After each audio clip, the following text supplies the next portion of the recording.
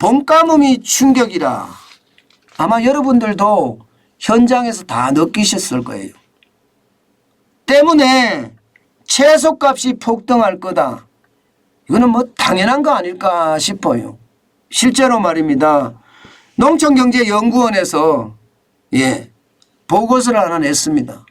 올여름에 주요 채소로 가격 상승률 전망이 적게는 20% 오르고요.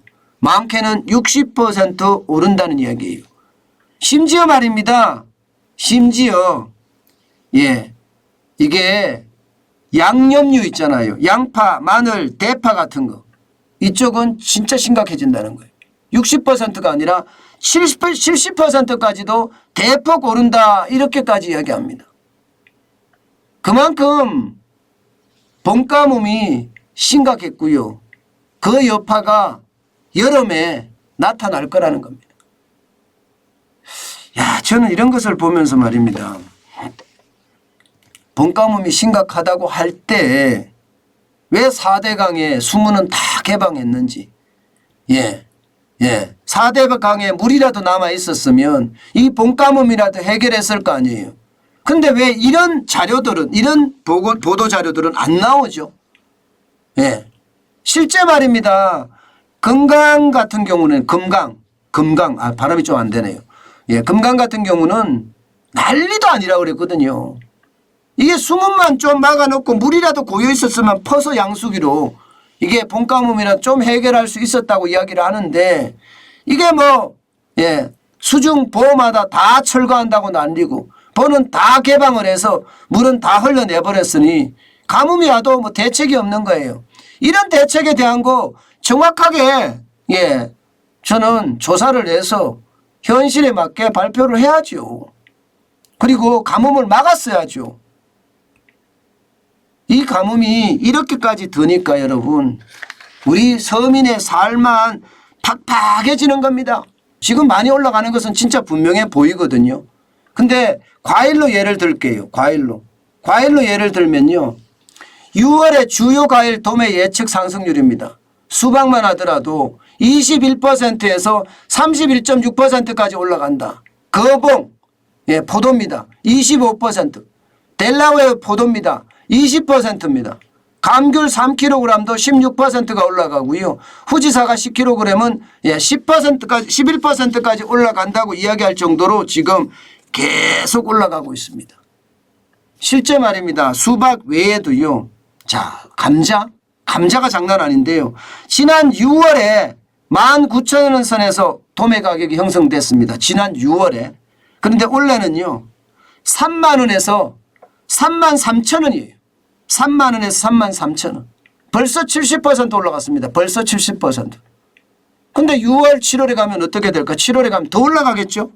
더 올라갈 수밖에 없을 거예요. 배추도 마찬가지입니다. 배추 10kg에 8,000원 했거든요. 8,000원. 그러면 평년 대비해 보면요. 5,090원이었으니까 60% 가까이 올라갔습니다. 60%. 양배추 8kg도 마찬가지입니다. 6,000원입니다. 평년이 3,880원입니다. 50% 올라갔습니다. 무는 20kg에 13,000원입니다. 평년에는 1060원이었거든요. 30%가량 올라갔습니다. 이렇게 올라간 것은요. 결국은 작황도 작황이지만 가뭄이 굉장히 심했다. 그래서 재배 면적도 줄었다. 그런 이야기가 계속 나오고 있는 거예요. 여러분 이게 말입니다. 서민에게는 먹거리가 굉장히 중요하잖아요. 부자들도 먹거리가 중요하겠죠. 부자들도. 그런데 우리같이 서민들은요. 먹거리가 그게 결국은요. 소득에서 나가는 비중이거든요. 그러면 저축할 돈이 그만큼 줄어들기 때문에 이게 먹거리의 가격, 밥상 물가는 진짜 떨어져 줘야 돼요. 근데 밥상 물가 가격이 이렇게까지 올라가면 여러분 진짜 장난 아니게 됩니다. 아마 여러분들 마트에 가보시면 깜짝깜짝 놀라실 거예요. 뭘 하나를 보더라도 지금 올라간 수준이 장난 아니기 때문에. 게다가 6월에 말입니다. 지금 현재까지는 그래요. 장마는 늦어지고 폭염은 더 빨라져서 지금 더위는 장난 아닐 거라고 예상을 하거든요. 그러면 예, 작황은 점점 더 나빠질 겁니다. 작황이 나빠지면 나빠질수록 밥상 물가는 천정부지로 올라갑니다. 천정부지로. 여러분 아마 여러분들도 느끼실 거예요. 지금 시장에 가면 얼마나 올랐는지 말입니다.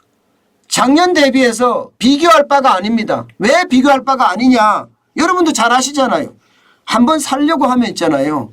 뭘 한번 살려고 하면 이게 5만 원짜리가 그냥 손에서 물이 새듯이 스며 나가버립니다. 5만 원짜리 금방 없어져요. 어떨 때는 제가 그런 느낌을 갖는다니까요. 녹아버린다.